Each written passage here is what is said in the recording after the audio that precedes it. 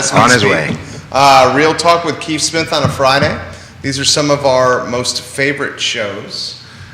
Tony O'Brien, the likable, affable, approachable local politician over there. Look at that smile. I hope so. Very much enjoy Tony O'Brien. You're Irish, right? So So I hear. So I hear. Keith and I will spend about an hour and change with Tony O'Brien and Chris Fairchild here on Real Talk. Before we start, Keith, how you feeling over there? I'm feeling good at the moment. I am texting with Mr. Fairchild, so my Beam Me Up Scott is not working as well as it had in the past. Well, so you know. he will join us here shortly.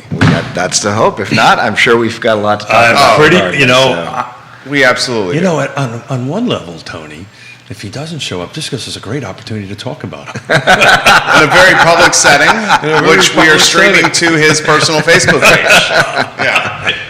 Well, that's But you certainly can do that. All I'm going to say is I have nothing but love for Chris Fairchild. That's right. if you don't think he would do that to me, you would That's be all. Oh, I know he would do that to you. I know. he would do that to you. sadly mistaken. I don't think he would do that to me, so I'm just going to say I love Chris Fairchild. There you go. Judah, we can start the program when you're ready, sir.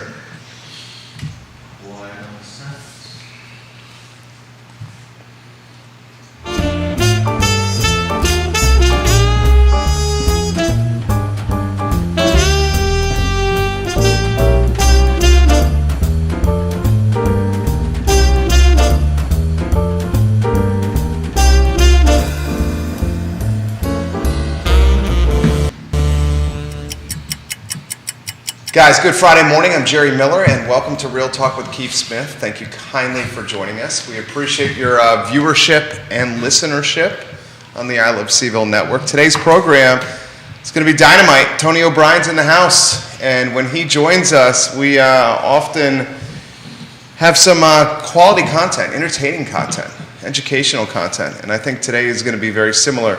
Today's program brought to you by Yes Realty Partners and Keller Williams Alliance. We love Yes Realty Partners. Their principals, Keith and Jonas Smith in particular. They're charter members. Find them online at yesrealtypartners.com.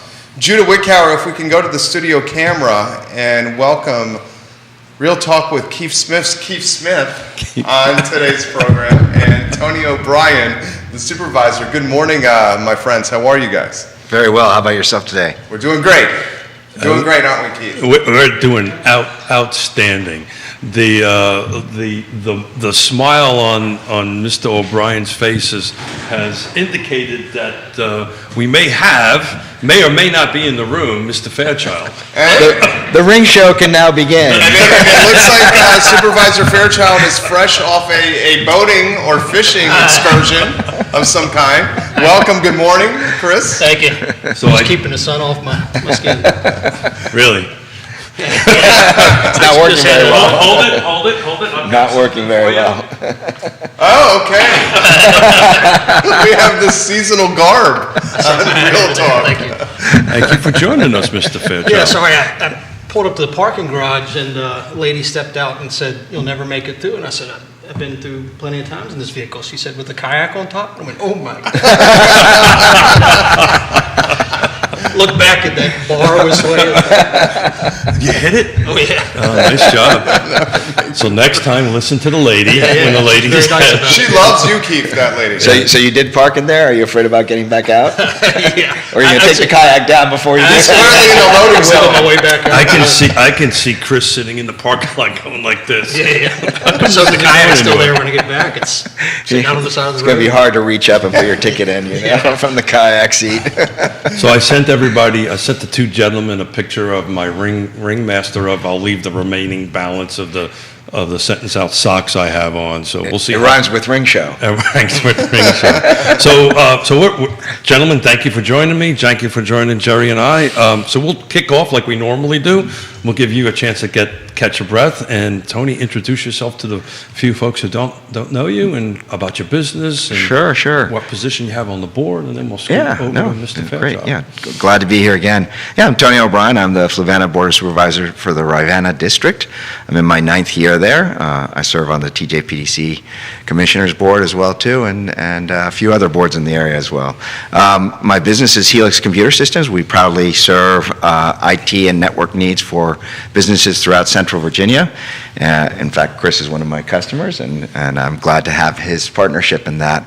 And we've been doing that for almost 24 years now, so that's something that few small businesses can say, and I'm very proud of that, and very proud of my employees.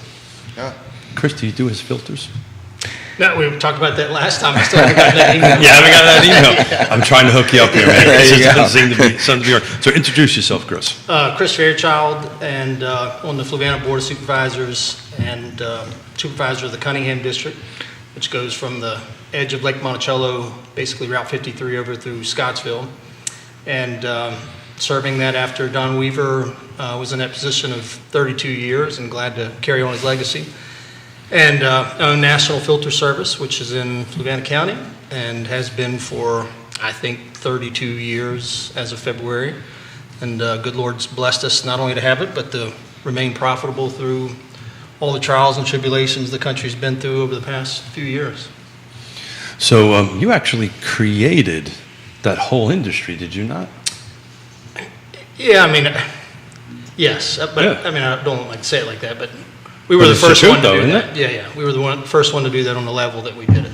So that's nationwide. So Little Fluvanna County has a nationwide company. And the reason why I'm kind of kicking this off a little bit, Tony and I were having a pre-production meeting before you flew in and you spot there with your kayak on the top of your truck.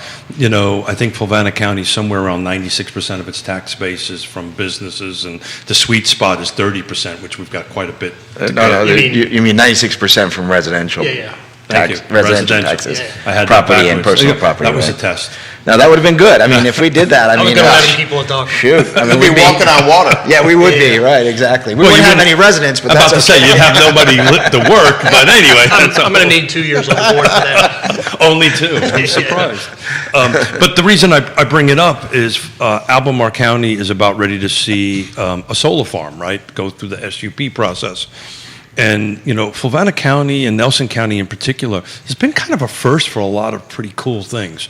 Fiber being one, but we actually kind of beat the region with a solar farm because we've had one since 2018. I think, Tony, you were on the board at that time. I You want was. to talk a little bit about that process and how that went through? Well, right, it's a special use permit, basically allowing agricultural use to change so that they have the solar panels in place. There are a lot of tax incentives, and really it's not something that produces a lot of revenue for the county from that standpoint, unlike other businesses. There's an initial job portion to it in laying out the panels and doing those items, but after the fact, there's very little maintenance from that standpoint. And unlike a lot of other businesses where there's some sort of maybe machinery or tool tax or property tax that's related to it, with solar, the solar subsidies that you have from the government, Fluvanna really doesn't benefit from that. I actually am very much in favor of solar panels in rural areas and think can provide a lot. I voted against that one. I'll tell you why. Yeah, why is that? Because it was located right in the Zion's Crossroads area, about 35 acres, if I recall. Maybe it was a little bit more, maybe 50 acres. And, you know, the county's made a lot of investments into that area to bring water to it. And I just felt that that was probably not the best use of that land in the long term.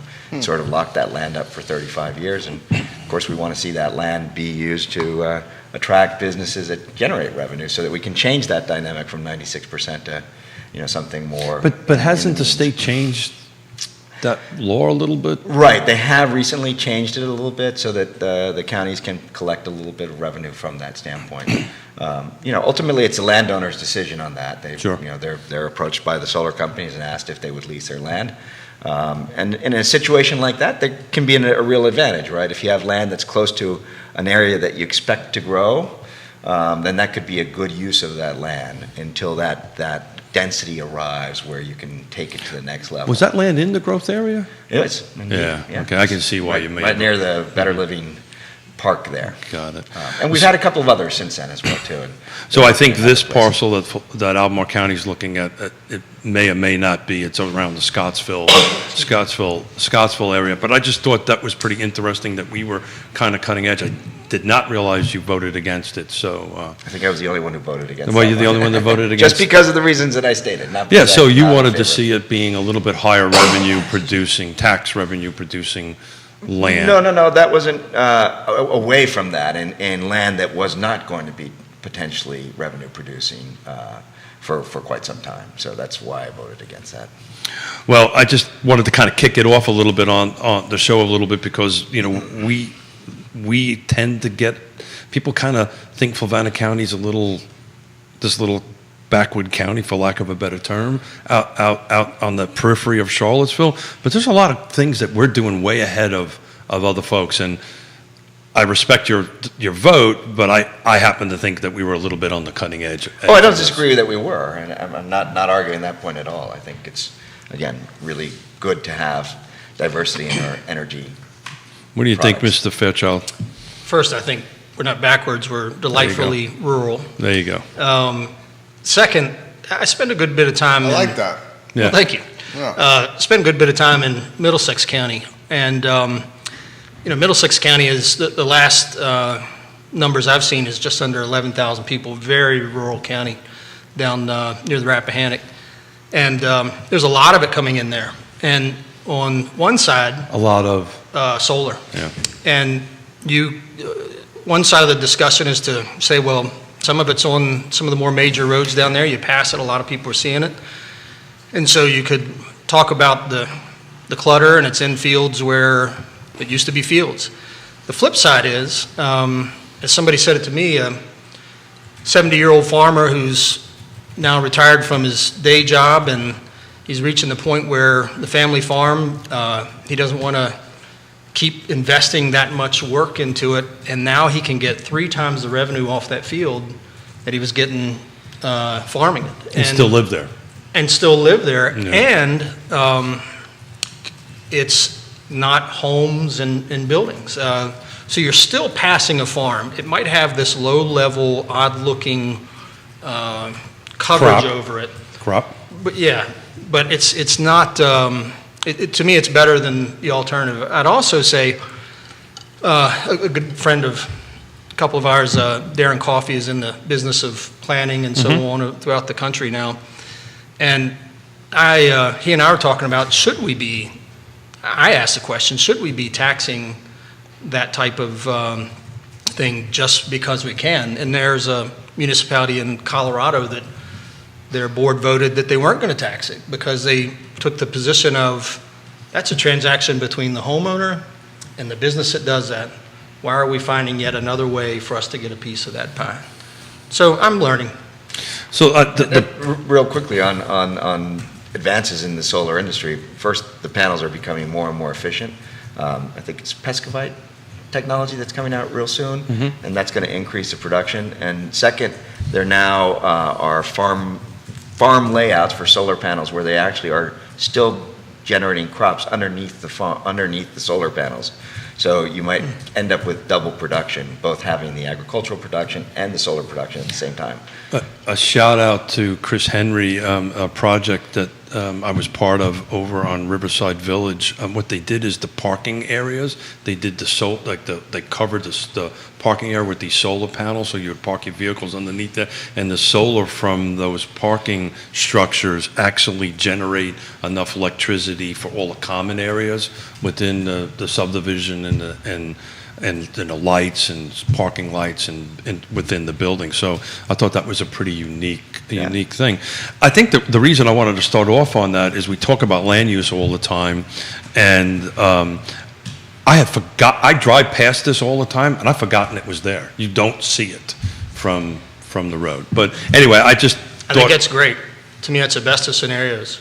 Yeah. So I just picked a topic to start with, and maybe. And by the way, I've had somebody pretty knowledgeable in that field tell me, and I don't know that this is true, but I've had others kind of confirm it, that without government subsidies, that it's not a net positive to do I've heard that as solar. well. Yeah. So switch to, hey, what's going on in Fluvanna County, guys, right? Give us the skinny of the health of Fluvanna County. We're coming close to 50% of the year. So what can we report in? Tony? Neil says hello to both you guys. And hello, Neil, and thank you for that wonderful Hello. event last week. I hope everybody's doing fine.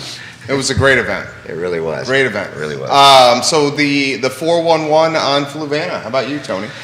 Well, we had a board meeting just on Wednesday, and it was an exciting board meeting. We had a presentation on our master water and sewer plan that was, I thought, excellent. Laid a roadmap for the next 40 years.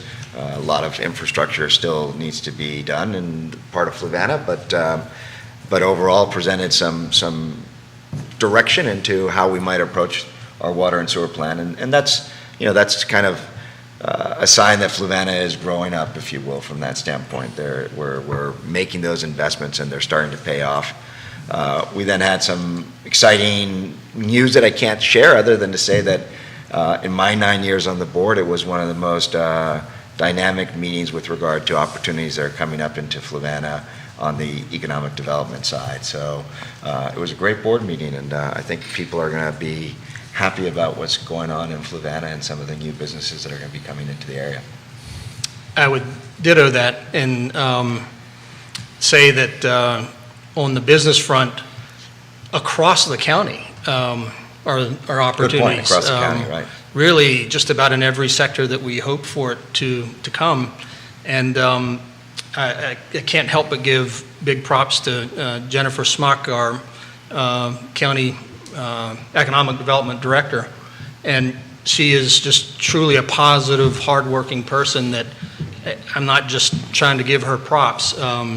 When you see it in somebody, when you see what they're doing and their personality, and then you see the results of it, it's not a surprise. I'd also say that along with that, those great opportunities for economic development, I'm celebrating that we're getting more traction, in my opinion, on preserving our rural environment. And, we've had some subdivisions that fortunately have not come through and that were in the wrong places, a lot of us felt.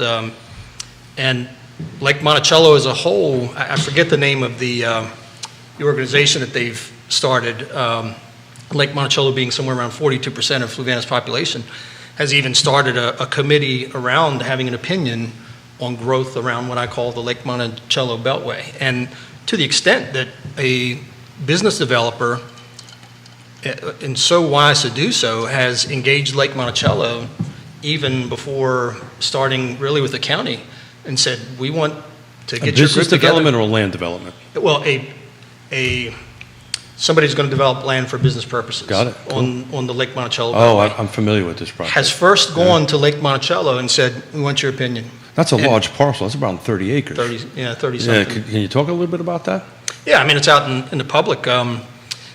Gentleman is proposing building potentially a 24-hour emergency medical care facility, a grocery store, a second grocery store, which there's been a lot of call for, and then some It'll be a spaces. third, Uh, right? We have Yes, EWs and Palmyra food lines, so this would be a third. Where is this parcel located?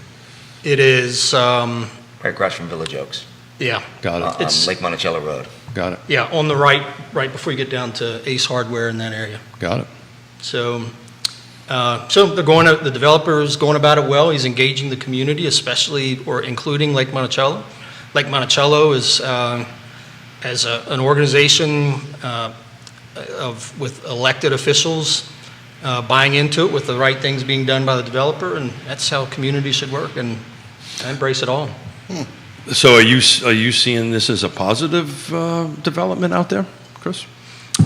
I see no reason at this point why I'd be against it. I mean, I understand concerns over, some concerns have been mentioned over light pollution. Well, the developer is talking about that they're going to be facing those lights down. That's an Every light will education be- process. That world has changed so much. Well, on light still pollution. the person whose house is in Lake Monticello backs up to it is going to Yeah. see those lights. Sure. Or across the street at Village Oaks, too. Yeah. So there's some natural concerns. There's some concerns about buffering that the developer is helping with. And, it's economic development. That does generate revenue. So it's interesting, we all know the general manager over at Food Lion, and that's the top producing food line of its size in the state of Virginia. And if all of us go through that, we know that you've got to time it at a certain time, otherwise you're waiting online for a period of time. So Yeah. a second food store around that area would be very And helpful. also, importantly, I think when the Food Line came to the area, it was a real catalyst for the lake starting to grow. That was one of the major challenges, I think, for folks, is Yeah, that there somebody- wasn't industry and business around to do that. Somebody bought a piece of property and developed something awfully close to it because the food line was coming. Well, the argument on the other side is that it was a catalyst for the lake to grow.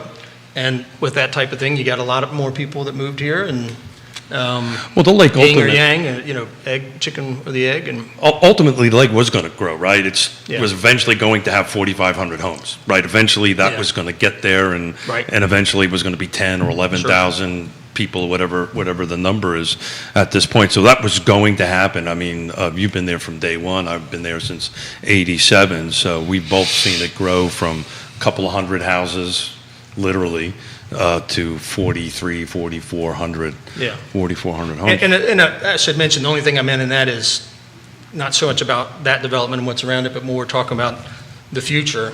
As we've talked about Zion's Crossroads and so on, understanding that business brings people.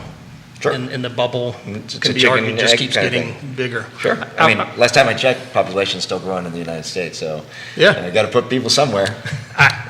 Brother, I hear North Carolina's wonderful this time of year. I would also say, outside of Lake Monticello on 53, it'll go in front of the board in June, is right behind Food Line, an office, some self-storage, and I've talked to a business owner who will also be putting his electrical business in there, and some, I'm going to vote for it as far as from what I see today. It's business. And interesting with that, it'll do something that I was personally trying to do years ago. It'll make a connection from Nahor Village to Food Line. There'll be a side.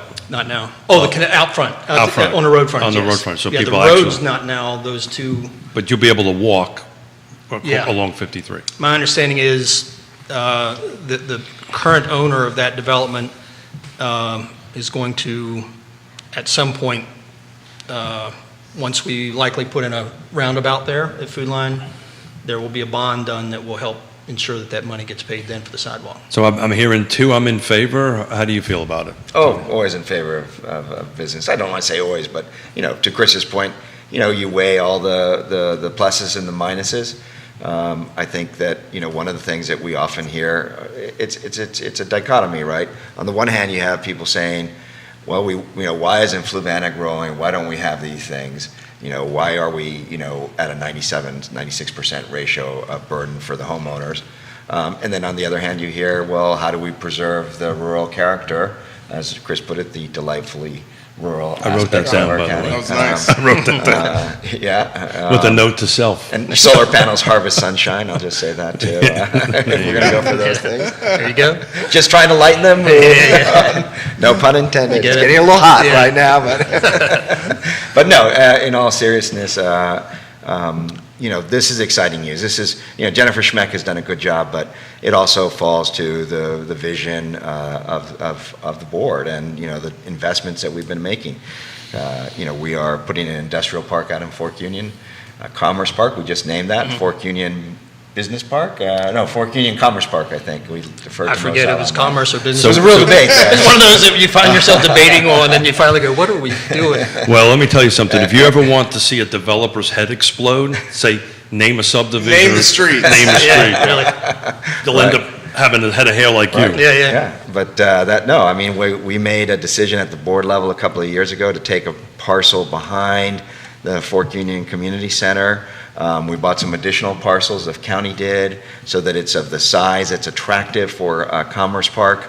And we did the site survey work and the initial work to get to stage 3, which is really important when you're talking about companies that are looking for sizable buildings, if you would, and sizable parcels in order to do those things. And you get the support from the CVPAD Central Virginia economic, programs that are there from the governor's office. And so that, that's an investment. The counties take a bet on that and say, is this going to work or not? You're seeing, of course, Louisa County doing the same thing with the Shannon Hill project that they have going down there, and that's a regional project as well. So, it's a long slog sometimes to get to this point, but as I mentioned, it was one of the most exciting meetings that I had, and rewarding in the sense that I think the board and county staff and a lot of members in the community that have been encouraging that we grow up from that standpoint can look to it and say, hey, finally something is actually happening here. I wasn't going to bring this up, but I'm going to bring it up. I had thinking on the way in to Which one are you not going to bring up? I'm not going to bring up the phone call I had that you and I talked Okay, on the okay. on the pre. I'm the game other for one. anything. Pardon? I'm game for anything. Yeah. That's what we've heard. Apparently kayaking too. Yeah. Game for that. So Lake Monticello active. There's 15 homes for sale right now. Cheapest one is $225, going up to $549. And actually, there's really only 9 homes for sale because the rest are incoming soon. They haven't actually hit the market yet. Sold year to date at Lake Monticello was 98, and the median sales price is 313. The reason I set this up a little bit, I sit on a land trust. I chair it. We're advertising. We were able to get $625,000 from Albemarle County. We're partnering with Stanley Martin, and we're building 12 townhomes at 215. So I was driving in, and I was thinking, am I really making a difference? Right? I got a phone call from a Fluvanna County teacher in tears. Just lost her husband a couple of years ago. Her landlord is selling her house. She has no place to go. I'm trying to get her into one of these homes, and she may or may not work, but it says, I've got to leave Fluvanna County because I can't afford it anymore. I can't afford to live here. I can't afford to teach here, and I'll probably have to leave the state. What can you do to help me? And literally, I'm a little emotional about it because she was crying. She was on the phone. I was trying to help, and I'm going to do my best to help her here. But what are we going to do? We're talked about business, that's great, but what are we going to do to keep this young woman and her child in our county? Because she can't afford $225. She can afford $215 with the program that we have set up. How can we get there, guys? Well, in a correlation to what you're saying too is that if you're a landlord and the value of the properties that you're buying are higher, then you're going to charge correlating higher rent as well too. So it's not just the fact that there are too few houses to sell in Fluvanna, but also the fact that there's not affordable rents that can be had easily. I mean, some people will say $1,000 is affordable. Some people will say $3,000. So I get away from affordable housing and I just mentioned the term affordable. And I use housing affordability. Right. I've interchanged. But he's just talking about for her. No matter how you term it, she's all looking for- relative. It's all relative, right, exactly. And one of the ways that we addressed it recently was that we are going to have an apartment complex of about 175 units at Colonial Circle, a project that 125. you worked on. 125, thank you. And that is targeted for, essentially affordable credits, which will allow a one bedroom to be, I think, around the $800, $900 mark, and 3 bedroom up to about $1,200. So that's a mix that, in my opinion, Fluvanna needs in order to solve some of those problems. I've always felt that it's a sad day when you have a long-term Fluvanna or Lake Monticello resident, but in a way, in particular to Lake Monticello, because we've had a demographic that moved to the area at the very beginning. They've been living there 20, 30 years after they've retired. Now they're aging out of their homes, and they want to stay in the community, but there's really no place for them to stay because we don't have that kind of diversity in terms of where you can live. I mean, we do have some 55 and over communities with some townhomes in place, but I think the percentage of townhomes in relationship to the total houses that we have is less than like 1%, 2%, something like that. No, So- it's like a fraction of 1%. Yeah, it is a fraction, and unfortunately, the board turned down another affordable living. In my opinion, unfortunate. But we certainly had a lot of residents that were upset about where it was going to be, and I understand that these things happen. But these are the types of tough decisions that boards have to tackle, and ultimately say, we're not going to make everybody happy in every situation, but we have to look out for the needs of the residents in its entirety, and not just for that little area that's going to be affected. As they say in the industry, NIMBY is always around. Not in my backyard, but please put it in somebody else's backyard.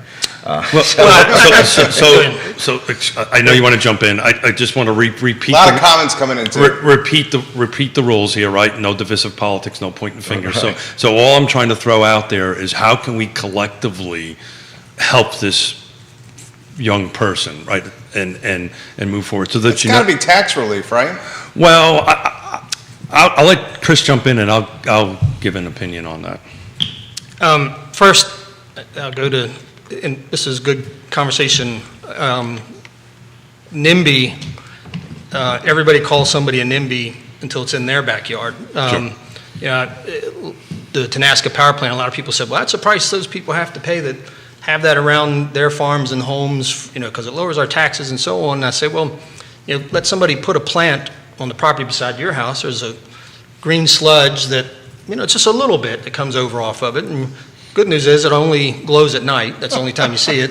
And that's a little bit of what you got to pay for us all to be in. Is this a hypothetical situation, Tony? Yes. There is no green sludge coming from the Tenaska building, just to be clear. But we've sat on my front porch that I'm a substantial distance away from it, and you can see the You can see quote this, unquote the vapor. The vapor. It's not because smoke. it is not smoke. It is I'm sorry. But you can see it. It's a natural gas And it's so there are, point is, there are impacts that people call NIMBYs until it is in their backyard. And it's not just that little area where Colonial Circle is.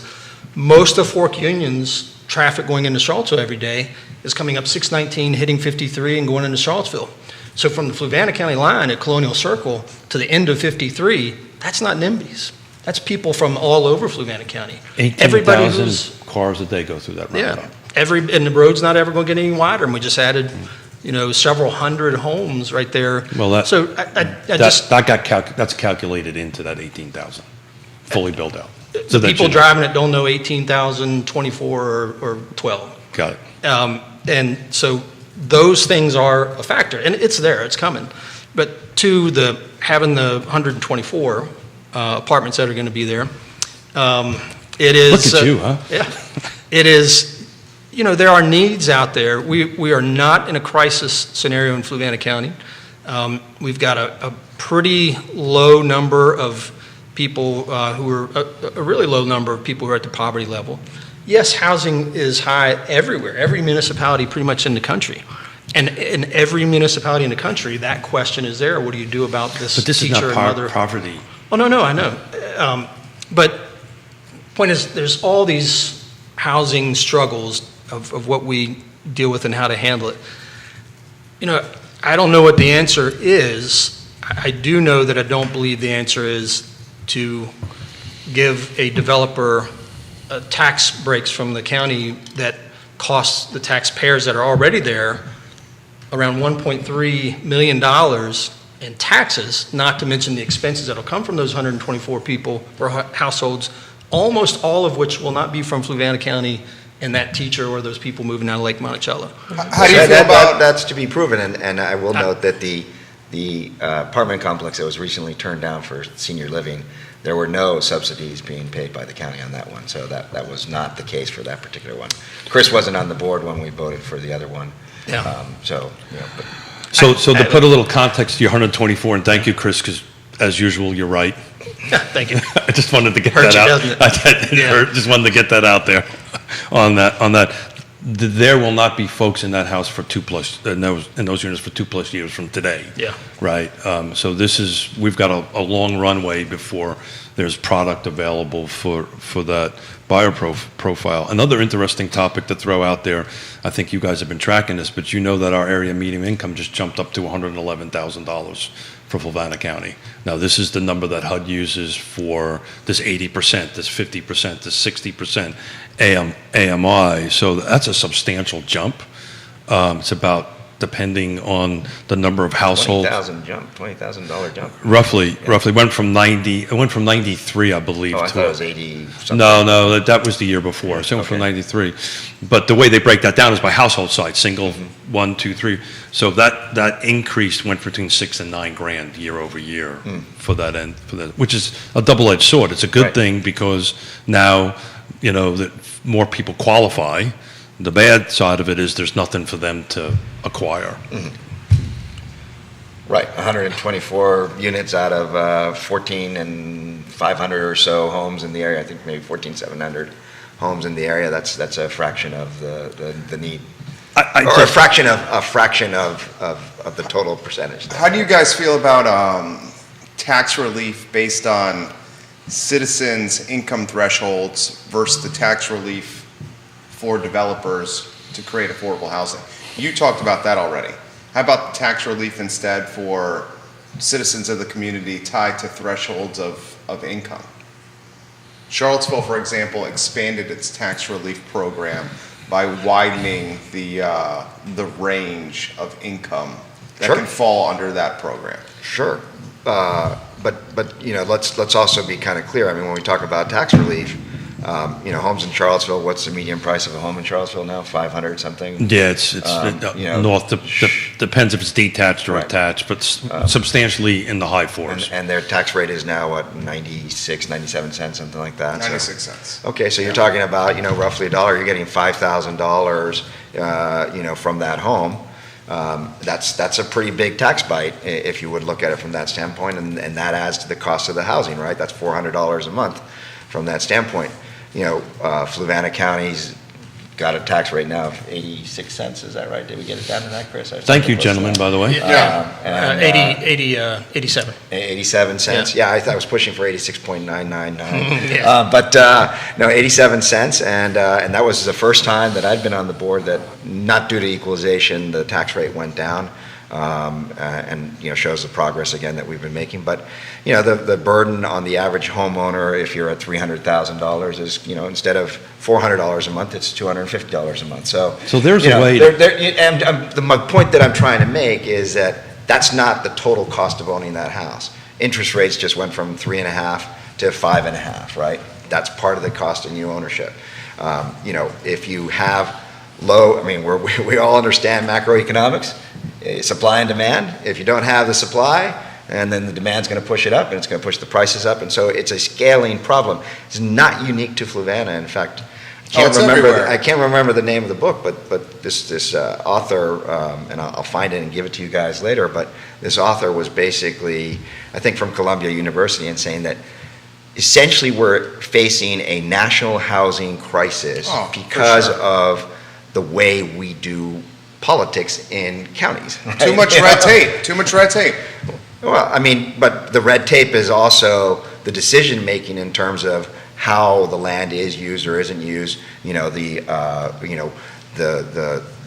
balance of trying to have, growth that you'd like to have, and, not, as we often hear in Fluvanna is, well, we want businesses, but we don't want residents, right?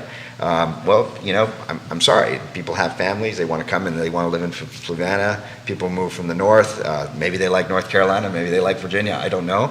But if there's not the demand there, then you're going to price out folks. A lot of people got priced out of New York, they're coming to Virginia. They might get priced out of Virginia and go to, Georgia or, wherever they. We're working A on lot of people getting priced out of Charlottesville, and they're coming to Fluvanna. Yeah, Yeah. and they're coming to Well, Fluvanna, there's right. where they're going to go. Wherever we'll do the same to them, and then they'll go somewhere else. So there's a way that we can. On the record over here, I like it, Chris Fairchild. The director's laughing over here. The director is laughing. Don't have the teacher call Chris.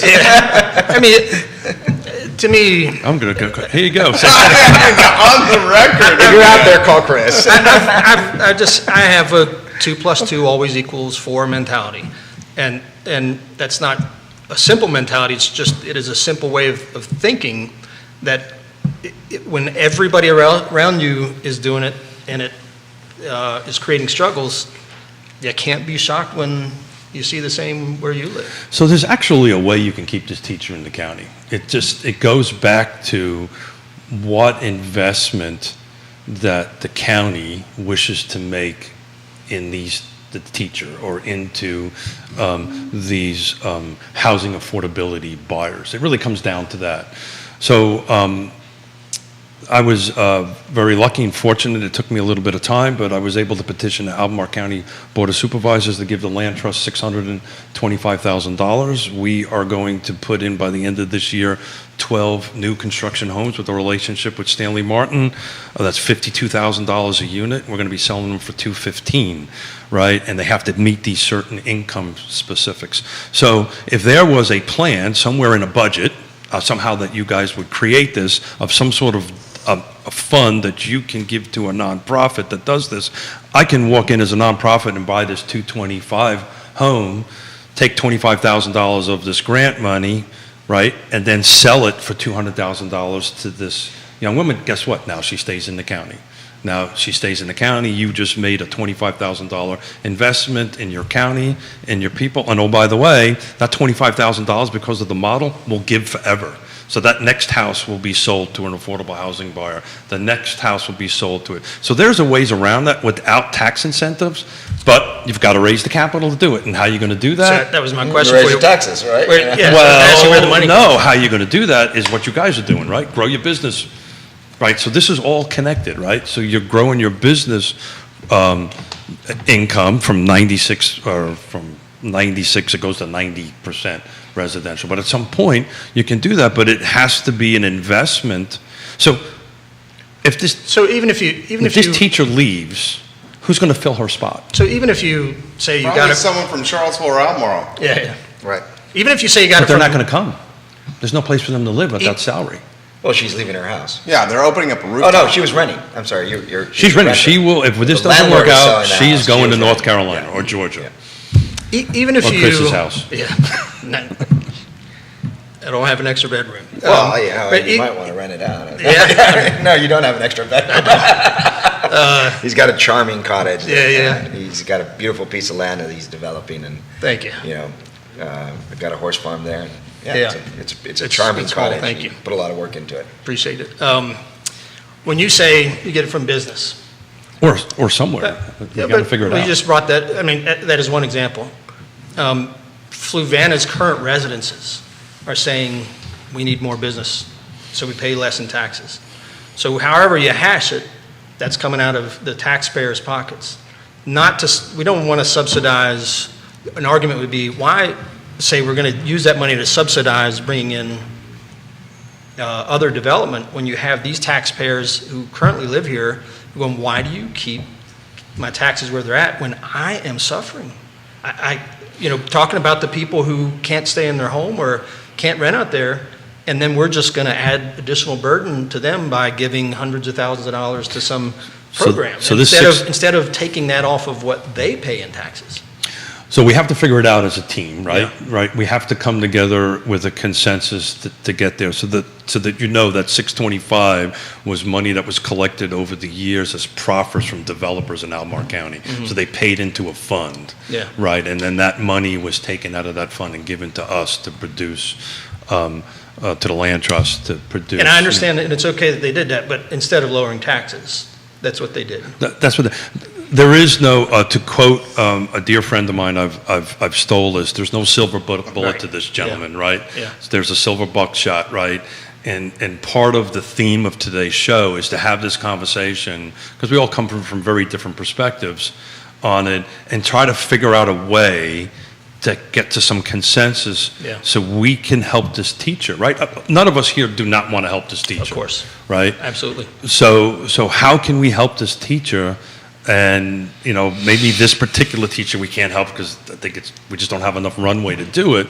But we've got to come up with a solution to keep this teacher in the county. And you guys are the smart folks behind the dais, and I'm reaching out for help. How about this question from Neil Williamson for Chris and Tony? How would you guys define a housing crisis? what metrics are important to you guys? You want to go first, Chris? I'd say I couldn't tie a number to it. Meaning at some point I'm going to look at where we're at and go, that feels like a crisis. As a decision maker who has to help the community, while at this point my experience is with Fluvanna County and what our numbers are, and Would you say it's a crisis now? in Fluvanna, Yeah. not at all. Yeah, I mean, the way I would define it is basically, traditionally the metric has been that you spend no more than 30% of your income on housing, right? Once you start spending more than 30% of your income on housing, then you're starting to drive people away. And the more that you drive people away and the less housing that you have available, the more the prices go up. So it's a little bit of a spiraling circle. We talk about inflation right now. Well, why does inflation exist? Well, you can say it's supply chain issues. You can say it's because people don't want to go back to labor, all those kinds of Fuel. things. But at the end of the day, there's inflation in housing. I mean, and that's made the average homeowner wealthy. But if you can't become a homeowner, then you don't have the same pathway to wealth that so many other people have, or so many. I don't want to say other people have that we've had the benefit of having, right? Because if you're a young couple and the homes are now priced at $500,000-$600,000 and your income doesn't match it, based on the region that you're living in, you will never have that opportunity to own that home to build the wealth.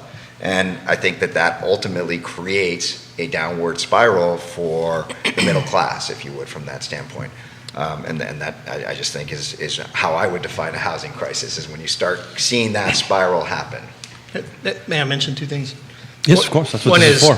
I Jump in. While I know that people, life happens and life situations happen that we didn't account for, and then suddenly you're in it, and tragedy in many cases and so on, that puts you in a situation where it diverts you off course, and we certainly need to be there for those people.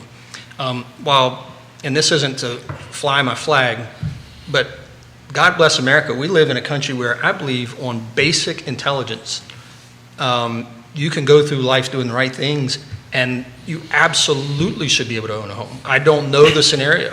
Personally, I've seen a lot of people that came from very low means who didn't go out and, they didn't go start Tesla. They went to work and did well. You're one of them. I'm one of them. Yeah, Tony's we one all of are, them. but I mean, let's Jerry's one be of them. honest too. Let's take school teachers as an example. She's a school teacher. The deck is stacked against her right now. Who sets her salary? You guys do. We do, because that's the money we give to schools. So if we don't give more money to schools so that she can afford to stay there, then guess what? She can't stay there. So, the old pull yourself up from your for your bootstraps argument. Bullcrap bootstraps argument doesn't fly when we're the people that are setting their salary, right? And guess what? There's an incentive, because people come out and say, hey, why did you raise your taxes so much? Why did you do that? Well, you're making me pay more. Well, I did that because I want this teacher to have an So opportunity. this was a specific to do that, conversation right? with a specific individual. I can tell you, I have it across the board. Everybody who's working from Bodos or to whatever, and I want to get to the Bodos question here in a little while from you guys. Have you guys been following that? I hope we get one. Just a in little bit. Fluvanna. Just saying, hey, out The there. union topic? Is Yeah. that I want to tackle we'll throw it that. to yeah. these guys. Do you think we have a housing crisis in Fluvanna? No, we have a housing crisis in the United States. Do you think there's one in Fluvanna? So I'm pretty sure Fluvanna County is in the United So States. that's a yes. So, It's a roundabout yes. so, That's a politician. That's a politician yes, right oh, there. that's right. Yeah. Hold it. But it's really only in Lake Monticello. Maybe yes or maybe no. Well, no. It's No, I'm it's kidding. Fluvanna County has 24 units for sale at the moment. The cheapest is 162, which is great, but that jumps from 162 to 300,000 with only after 4 units, 4 homes. But the median sales price and the year to date is 375. Excuse me. Bless you. To Tony's, I never liked the word crisis, period, right? Because it's like affordable housing. You can interpret the term crisis in many different ways. We definitively have a housing struggle, right? People are struggling, trying to find homes. Inflation is getting worse. Rent is going through the roof. what the real takeaway from this phone call that I had with this young lady, other than the tears that her and I were crying as we were driving down the road, which was just emotional, super emotional for me, on that end of it is what Jerry and I have been talking about for quite some time. You're now going to start seeing the single-family rental homes go into the sale market.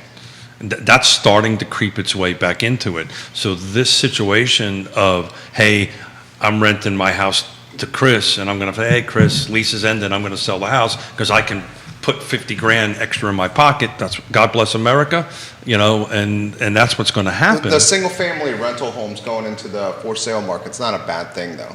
It's going to open up inventory for folks to buy. It opens up It does inventory. marginalize the working class, housing-wise. It's price point. To Tony's point, 30% is an old number. If you really dig into it, it's closer to 50% these days. Yeah. Is the number. But that goes back to my point, 30% which is is light. Okay, Very so light. Yeah. that's the traditional model. So if it's 50% and 15% of your salary goes to taxes, for somebody in that situation. Well, the rich don't pay anything, right? Right now, I'm just kidding. We pay plenty. Yeah, I'm watching the TV over there. Right. Focus. We pay plenty, but you got 15, your tax returns 15 don't to tell 20. you. So you're 50% for housing. You're 15 to 20% for taxes. Okay, what does that leave? That leaves 30%. Well, what about food? What about education? What about your car payment? And what about savings? Because the next big crisis that we're going to have in this country is retirement crisis, and the retirement crisis is going to be a lot of seniors that There's do people not save their living money, longer than right. And if you took away the one fundamental thing, keep in mind the one asset that most retirees have and the way they built wealth was their home. So Yeah. So I mean, this is not a good thing, guys. This is bad. So I call it, and I stole this from Dan Rosenzweig, the ladder of housing, right? So an example, again, the land trust, and I'm the chairman of it, so I'm supposed to promote it, right? That's what I'm supposed to do. But I also believe You in do it. a good job of that. I also believe in it, right? So talking about helping a young couple, we just it was a project in Charlottesville. We sold it 2 years ago. They resold it. They walked away with $40,000 cash out of the pocket, which they would never have done in in 2 years. A lot of that has to do with the crazy market, right? In 2 years, and bought a market rate house. It worked. They lived in it. They received $40,000. They bought a market rate house, and then an affordable housing buyer slid into that because that house has to always be that way, and it constantly gives. So I'm going back to my plug of $25,000 or whatever the number is. It'll constantly give. And we've got to figure out a way to address this. This housing struggle, whatever the heck you want to call it, isn't going away. Right. A lot's going to change. Talk about crisis. Look what we just went through as a country. And that on top of what we expected it would do to the financial world, and it didn't, it only grew. And there's a bubble coming, in my opinion. This is a period of time. You're talking housing bubble? You think it's economy, everything. Yeah. There's a bubble that we've just been through that's in the process of bursting. And so I don't want to be overreactionary to something that might not have been the case in 2019, because it's going to correct itself so often as the economy does. Let's back up a little bit. I mean, in 2012, 2008 was sort of the peak of the housing market right then. You're going to make me twitch, aren't you? I'm going to make you twitch, okay? And then 2012, we had, sort of the bottom, if you would, of the housing crisis. But it dragged out for a long time. You could buy a house in Fluvanna, and I bet you can look this up, Keith. You would know the answer to this. But my guess is that the median price wasn't $313, but it was probably about an 11-year spreadsheet here. $275, $280, something like that. What year do you want to pick? Pick 2008. I'm sorry, I only go back to 2011, so you're going to have to pick 2011. Okay. What's 2011? 2011, 238. 238, okay, so that was the median price, and that was in the middle of the housing crisis because properties has dropped. I know this for a fact because I bought 4 properties during that period of time, and I basically bought those properties for less than 50% of what they sold. Those properties are now just above, maybe $30,000, $40,000 above what they were selling for when I bought those properties. When the previous owner bought those properties and had to leave because they foreclosed on that property, right? So those properties, it's taken, to my point here, is it's taken 15 years almost to get those properties back to where they were before. And if we then go back to that point again, guess what? There is no wealth creation in housing at that point. So this is a, Well, I don't think we're going to go back to that point again, though. No, but is there a bubble? Do we really expect to see housing in Fluvanna drop from 313,000 to I don't think it's a housing 250,000? bubble that we have here. Right. It could be it could be an income bubble when it comes with what people are earning and what people are making. well, there's a division bubble. The division bubble, I'll That's give you what there that. is. I don't think it's a housing bubble. That's what there is. If I can just add, I want to go back to your question, Jerry, about if we should do income-based taxation. So, Tax relief. yeah, tax relief. So that would be, to some people would say, well, good Lord, of course we should take care of people who need it. And that sounds and feels good. I also look at it, and back to the last time we were on the show, talking about how many people aren't working, how many businesses can't get people to show up. So should I be giving tax relief to people who won't put in 8 hours a day? Well, we're going to talk about this a little bit later because Bodo's is at $17 an hour and there's a petition to unionize it. Yeah. And Average Bodo's employee on the corner is making $17 an hour, Well, which is what, roughly, I'd say that's probably like Yeah. $38,000 right there. And we're talking someone that is in, quick serve restaurant, cashier, bagging the bagels in the bag, filling drinks. So I want to. That's not a bad pay. Not at all. But this is a real thing. I mean, Plus in your pennies. business, Chris, for example, I mean, you have contracts that you have in place with your customers. Those are typically fixed contracts. You have only so much wiggle room in which to increase the price to them. And yet you have a labor crisis that's affecting you, so that sometimes you're on the road doing what your employees are doing, and that's tough, right? So, this labor increase, if you would, in terms of wages, is impacting business owners as well too. So, yes, there are jobs out there to be had, but maybe part of the reason that people aren't getting those jobs is because they'd rather work at Bodo's than travel around the country doing what you're doing. So where are they all working right now? Because they're not at the, if they'd rather be at Bodo's, and they're not, because everybody's looking for employees. Right, but Are they saying I'd rather not for that amount of money and I'm staying but home? your contention is that there are a lot of people just doing nothing at home right now. The fact of the matter is that unemployment rate is like 3.5%. It's one of the but historical historic- lows. And the stimulus money is gone as well. He's made the point multiple times on the show, Judah, that the millennial and younger, a good portion, has just changed their priorities and is not so materialistic as they've been in the past, and they're essentially living life with less. I had a conversation with a potential That's a good buyer yesterday that she said she doesn't like to work anything more than 30 hours a week. And I was like, Right. are you kidding me? I say, sister, if that works for you, great. And literally, that's what I said. But then don't complain. Take care of business yourself. Well, I work 80 hours a week just because I'm slow, and it takes me 80 Right, me hours too. to get through all that. Is that all you Unless- work? Yeah. We all do at this table. That's We're all- also that's all I- fortunate that's to all I really work. enjoy what we But do. that's not because I'm smart. It's just because I'm a little slow, and That's it not takes me true. longer to do that. That's not true. But hey, I like to quote this stat all the time, and I want to throw it out to you guys because this is a house. I'm in the housing thing. We're going to talk about housing a little bit here. Dr. Lisa Steravant, who's the PhD for the Virginia Housing, is our chief economist. Thank you. For VAR. VAR, Virginia Association of Realtors. In Virginia, our second industry, our largest GDP is housing. First is government, by the way. Second is housing. So one of the reasons when this bubble popped in 2008 through the time of great unpleasantness, the reason it impacted all of us, because it impacted the second largest producer of revenue within the state. You sure about that? That's You're saying construction is the second no, largest? housing. Or housing? Everything that's associated. That's all the supply chain of housing. Yeah. So it's like Everything's in a remodeling, supply. Closing, banking, It used to be financing. tourism and appliances. agriculture, so both of those have gone away? It's that is Not gonna wait. as recent as a few months ago. Now that's quoting her. Government contracting One. one, the whole supply chain of real estate two, Yeah. which is a massive supply chain. Yeah. But the reason I bring that up is to go to keeping it 2 + 2 = 4. Part of our crisis is when the time of unpleasantness happened, We went from producing 2 million units a year to literally zero, and we're, as we stand today, 4 million homes short just to balance out, to hit par. So this is just math, right? This is going to keep pressure on housing. We'll always keep pressure on housing. Only thing that's going to happen is the buyer pool is just going to just kind of level out a little bit.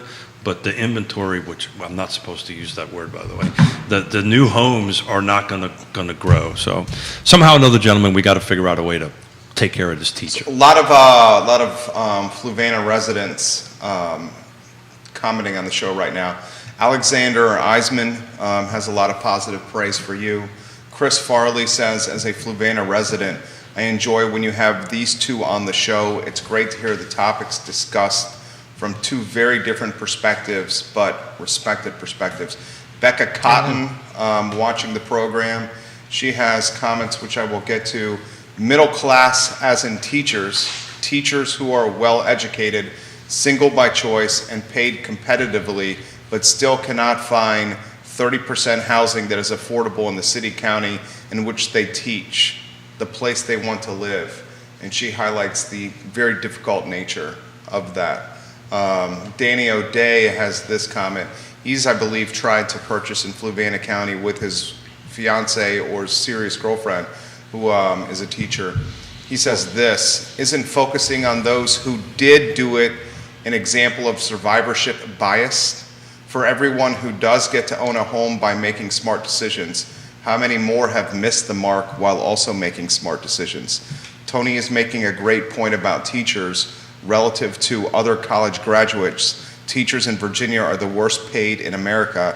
They carry the debt of grad degree and don't get the pay to cover the cost.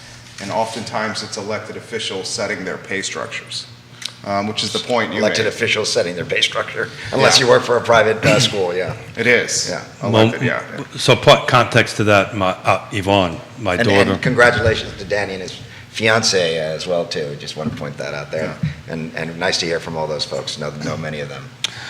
So Yvonne is a teacher in Seattle, and frankly, by our standards, makes a substantial amount of money, but not enough money because Seattle. your entry level one-bedroom bungalow is $800,000, $1 million out at that level. So look, Can I just yeah, quickly, sure, since absolutely. he took the time to Yep. mention Fluvanna citizens, I don't think it's, I forget the term that was used, but Survivorship bias. no, yeah. I'm not even completely sure what that means, but I think I'm grasping it. Just means I got mine, so you can get yours. Basically. That's I think basically what it translates, is. Yeah. That's a good, Yeah. well said. I don't think believing in the American way and the possibilities of being in America is that. And so there's, to recognize what the massive opportunity is in Fluvanna and the U.S. is not saying that's all there is and that's forgetting about the rest. I mean, they're both factors that we all deal with. Yeah, I mean, look, if everybody was a business owner, we wouldn't have employees, right? I mean, we'd all be business owners, at that point in time. But the reality is that's not the way the economy runs. You have some people that are business owners, and then you have some people that are employees. You have some people that, are sick. You have some people that aren't educated. You have some people that made bad choices. You have had some people that had bad luck. I mean, we don't, you have some people with disability. You have people with mental illness. It's the gamut. You have, mothers that are taking care of their kids and taking care of their parents at the same time.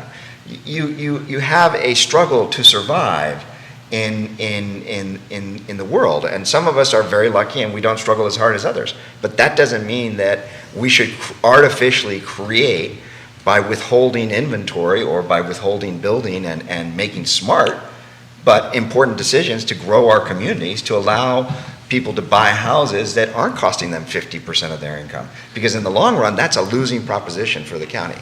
Kevin says, you guys own Pleasant Grove. Why not build on the road frontage for affordable units only? Actually, right across the street from Pleasant Grove, that piece of property just came up for sale. Yeah, but it won't happen. But again, the Board of Supervisors need to approve it. And there's also currently there's no infrastructure There you go. to put in the housing for that because And I don't even think that qualifies as being inside the CPA zone. I have to look at it. It is, I've looked at it. You It is looked at not, yeah. it is not. So again, those are decisions that the board makes, right?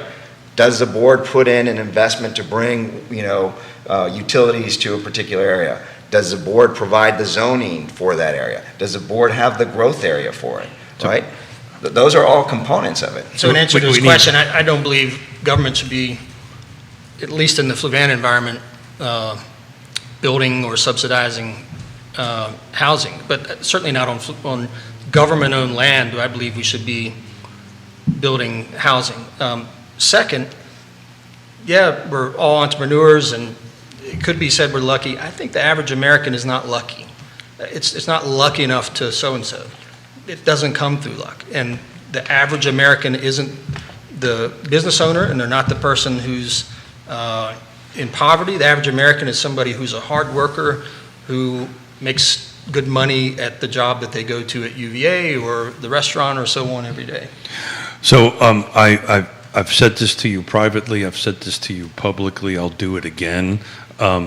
You were a big part of me getting through losing $17 million and everything that we had on that end of it, but it was because, put your head down and go to work. So I appreciate that. Glad to be there. Better, thank you. Better than anybody. But I knew there was a but there. There There's was- a but. well, this is a serious topic, right? And this is the reason I wanted you two gentlemen here, because you come from a different perspectives on it, right? But the word crisis, whatever, but we have a thing in front of us that we need to try to help fix. And everybody has different opinions on it. And the only way I know how to do that is through collaboration, Yeah. communication, and consensus, right? And education. Well, And you could say that's communication. I was trying to but- keep it at C's to keep myself Yeah. simple. Oh, I got you. Okay, the 3 C's, okay. Curriculum. Curriculum, there you There go. you go. Look at you. But, so that's the reason I wanted to have this conversation, right? We're not going to, at the tune of an hour and 15 minutes, go, oh, we just solved it. Yeah. But if we don't talk about it, right, and if we don't have open and honest discussion about Chris feels one way, Tony feels another way, and we figure out a way to get there, we're surely not doing anything. So that is, and I thank you, gentlemen, for doing this, because that's really where I wanted this conversation. Neil says, to go. per regional housing needs assessment, it's 2015 data, 9,149 people live in Fluvanna and work outside the county. Yeah. 9,149 people live So in what's that Fluvanna. That's percentage? 2015. That's so 2015. That's gone up. So. That's gone up a lot. Yeah. But that's an example. Sean O'Brien, is that family to you? Yep, I'm guessing so, yeah, Insti- possibly. Institutional buyers are often talked about as an additional stressor in the housing market. Are there measures the board is taking to keep homes in the hands of the average family? Institutional buyers, I would imagine he means like hedge funds like BlackRock. Correct, That are correct. getting into the Yeah. housing. I'm not saying that locally. I can jump in on that. Well, That is, real quickly, Sean just had his second baby, and congratulations to Sean. oh, is it? Amen. Two congratulations. Look at you, I'm a great uncle now.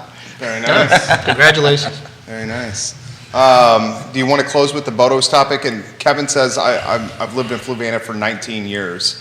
And he says, what else are you guys doing with that land besides mowing it? It costs $0 to do something with that piece of property. Neil says, absent a subsidy from someone, government, nonprofit institution, other new home buyers, AKA cash proffers, affordable housing does not happen. That's from More Housing Everywhere for Everyone, Neil Williamson.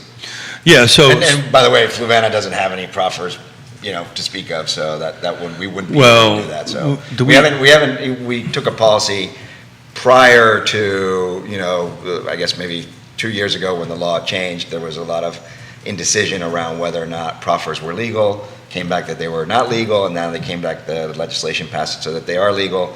But in general, Fluvanna has had a very modest approach towards proffers, and so therefore we do not have a large pool of proffers that we could do that with. So at the end of the day, we it also would be don't the have an government's affordable expense. housing policy, right? Well, we don't, and yeah, I mean. And we've seen the proffer slush fund not work well with Charlottesville and Albemarle County. Yeah, As so- developers basically are kicking cash to an account, and then we don't know what the jurisdiction is doing with that cash. Right. Not saying they're hiding it, but it's just certainly not going to what it was earmarked for. That took a little, yeah. Real last interjection there. I don't know if the fellow was talking about the Pleasant Grove Park, but Yes, that's right. We've put in a frisbee golf course. We've got wonderful fields for soccer and baseball. You have mountain biking there, right? We've got mountain biking, horseback riding back there. We have farms that happen. Fairs that happen there, and A school. The newest thing We is built a gonna school be, there. yeah, the school's right next to it. We are going to be adding the administrative building for the county is going to go into that area. We've got a brand Not new in Pleasant library, Grove. brand new sheriff's We've got the library, we've department got the there. sheriff's department, Yeah, all on Pleasant Grove. and new this year, coming soon, we're going to have a spray park there for kids. So that's So, exciting. do you remember when that hit the board and all that stuff all those Oh, I do. years ago? Yeah. And it was opposed pretty, that was almost concurrently with, or either before or after the power plant. I can't remember which came Before. first. Was it before the power plant on that? For sale for $1 million. The county bought it from me. What Yeah. a freaking bargain that purchase was. And also need to add, we have a museum there, and we have gardens there that people can get, and we have a wonderful butterfly garden there as well, too. Well, And because of the open spaces, that's why we have Fluvanna County, or whatever we're calling it now, our fair every year, and all that parking accommodates that.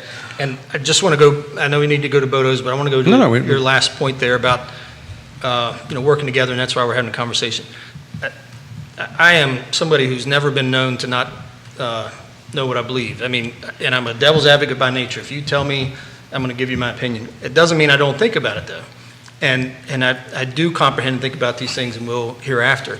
And to what was said about this type of communication and having people who are different on the board, and I'm not plugging this, but it's where I learned it. I learned in the Sorensen Institute go. that if I finally realized that if everybody, and this is years ago, I realized that if everybody thought like me, there's people who aren't going to be served. And so if I have a board that we all think the same, and boy, we're 5-0 on everything and so on, there's probably something that's getting Yeah, missed. that's a really great point. And actually, this morning I was listening to NPR, and they had a conversation there about, they were talking specifically about Georgia, but one of the things that we're also starting to see is that, essentially counties and/or communities are being segmented by political opinion. And, they had 3 or 4 people that talked about, well, they weren't, happy with the Democrats, and so they were moving to the county next door, which was more heavily Republican, from an example. So That's always been the case, But, Tony, but though. the challenge there is that, if we don't have communication, Chris and I don't agree on a lot of things, but we're friends. And we're colleagues, and we respect each other. But if we don't have that communication, and we don't try to work to solve those problems together with a diversity of opinion, then we really are going to become more and more divided and more separate. And one of the things I love about America is that we really, for the most part, neighbor to neighbor, talking to each other, friends, not talking politics, not talking religion, we get along with each other. We care and we respect each other, and we have a great open spirit. And I just hate to see that go away as we try to pull ourselves away from each other for politics. Stop calling each other poo-poo heads over something that's, that's the natural way, is to react and call somebody a name or make a negative statement about them when you're somebody who cares enough to get involved and have an opinion. Exactly. So we are on social media right now, right? And I love it. And this is working with Jerry is probably one of the best things I've ever done as far as business and communication. Thank Actually, Jerry told me that. Thank you very much. I concur. But Raise the rate. I've kept it the same. I've kept it the same over here for him. Sorry, Keith, go ahead. thanks. But this also is part of the problem too, right? To Tony's point, people, I was looking at Nextdoor or some whatever it was. People just get really nasty because I'm not so nasty. I'm not looking at you. Yeah. There's a whole bunch of difference. I'm staring at your face and have to have a conversation with you. It becomes a very different dynamic and a very different conversation versus behind the text. But what I do want to kind of get to this Bodo's thing, because this came up on Wednesday, and I wanted to ask you two guys as elected officials. So there was it 3 elected officials, Jerry? It was Delegate Sally Hudson and Councilors Michael Payne and Sina McGill at a press conference / friendly protest outside Bodo's on the corner. Staff surprising ownership with efforts to unionize and to utilize collective bargaining. So what I found, and you guys both know I'm very, what party do I align with? Party of common sense, very free market, small government type of guy. I was taken aback that a Virginia delegate, Sally Hudson, and I have respect for all these people, Councilor McGill and Councilor Payne, were leading the staff of a private business in a collective bargaining charge when the media was covering it. I don't see, this is my opinion, you guys don't have to agree, I'm not pointing fingers, I respect you too much. I got a bad taste when I saw elected officials intervening with private business and a staff trying to collective bargaining unionize against the ownership. That left a bad taste in my mouth. So the question as two elected officials, forget about the topic, right? Forget about the unionization end of it. It clearly was not, something that's going to come before the board, right? This is a topic that would not come before the city council. It's private sector. It's private sector. How do you guys feel about elected officials doing that? It's private sector. It's private sector. Well, I think it's a tough challenge. I mean, look, as leaders in our community, our voice matters, and sometimes you stand up for the things that you believe in. I went on a Black Lives Matter protest, right? I believe that racial equality is important in our country. I don't believe in hate. Okay, I'm proud that I did that. Some people might say, "Hey, why did you do that?" But did you do that as a? I did that as a citizen. As a citizen, right? But my point is only this: is that if it's near and dear to your heart, well, we also have our First Amendment right to be able to go out there and speak our minds. And so, they have the right. Nobody's I'm not taking that away, but I'm just saying I'm not going to criticize them for doing what they believed in. And that's just my answer to that. I'm not going to criticize. But I've heard you say before, in certain situations, that you felt a governing body shouldn't be participating in something. And I'm going to just keep it vague. So you do believe that there are things that elected officials shouldn't be making a stand on. And in this particular case, it's in the private sector. Right, and this is a tricky one, right, because it is one of those challenges, and from that standpoint, right, in the sense of what I've often said is these are not Democrat or Republican issues, these are Fluvanna issues, right? I'm not in the business of deciding gun control in my county or abortion rights or any of those kinds of things, or unionization from that standpoint. That's not what I'm in the business of. I'm in the business of taking care of the needs of Fluvanna citizens. But that doesn't mean that, as a private citizen, I don't believe in certain things and I'm not going to stand for those. And, like it or not, we intervene in private business when we make decisions, whether the decision is to approve a housing development or not, whether the decision is to limit land use to this, we make those decisions. So Tony, we are often making decisions. Land use is different than staff collective bargaining. I understand. I'm just saying, let's be clear. We still are involved in how we affect private businesses, whether we're giving them subsidies to come to our county. All kinds of decisions happen from that standpoint. Now, it's different. Were those I would find it a real problem if you had 3 members of the Board of Supervisors together in an event like that. Well, that's a public meeting then, right? Depends on the size. Depends on the size if you have a quorum, right? But anything more than 2. 2, is that what it is? 2? Yeah, Okay, right. Stand corrected there. So technically, there was only 2 city councils So it there. wasn't a public meeting. It was not a public, but if Lloyd Stook was there, it would have been. It technically could have been that. So the question is, I know you well enough, Tony, because I've seen you do it. If you get up in some matter, it doesn't matter what it is, I'm here as Tony O'Brien, not here as, Board of Supervisor for Fluvanna County. I'm speaking on my you've been at the 9/11 memorial services every year. You speak from a personal perspective. So the question is what was these 3 elected officials doing? Were they speaking on behalf of the elected body, or were they speaking on behalf of themselves? If they're speaking on behalf of themselves, then I don't have a problem with it. If they were speaking on the behalf of the elected body, then I have a problem with it. Sure. Would you disagree with that? I'd say it's hard for the 3 of them to go there. Assume that none of them had a conversation before going there. Oh, gosh, man, you came too? I thought you were at the baseball game. No, they came there in a collective effort. I would assume. Because they got name And recognition. they, well, no, because they, well, whatever the reason, they stood for something as people in government in order to affect it. And, you know, of course they have the right to. Government doesn't, there's nothing that keeps them from doing it. And I would just say that if you don't like it, you know, vote and where you eat bagels and what you do on election day. So I think to your point, you know, where these three individuals went, the cameras went. Yeah. Right, and where the cameras went, it became Yeah. News. It Sure. became news. Well, I think imagine a politician trying to get camera time. go figure, huh? Yeah. I'm not even a politician, and I do it. Yeah. So I don't know why I'm here. I think we're here. I thought we were just talking about real estate. Are we on camera? I think we're here for the bourbon across the way. Oh, definitely. Definitely for that.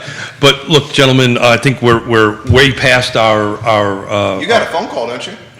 I moved it, Oh, okay. Gotcha. where we were trying to be. but thank you. Sure.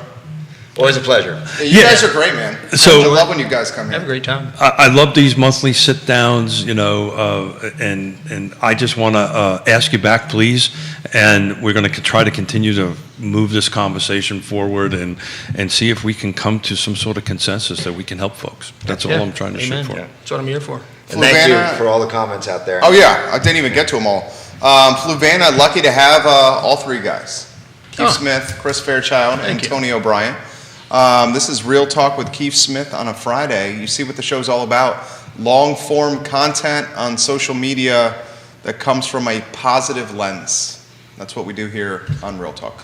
Judah Wickhauer is the director. I'm Jerry Miller. I Love Seville show is up in 53 minutes with your friend, Kerry Rock. Oh, there you go. Kerry Rock today. Great Yeah, guy. Great guy. Please give him a shout out. I'm going to have a meeting there. I'm actually going to join him on Saturday. The headstone. Yeah, Yeah. yeah. Yeah. You're excited about that? Yeah, I am excited. I'm excited about that. So I'm going to join him to clean some veterans' headstones on Memorial Day wow, weekend. that's awesome. Thank you for joining us, guys. We'll see you in about 50 minutes. Take Thank care. you all. Thank you. Good work. Are we That on? was excellent. Todd, you going to tell us some more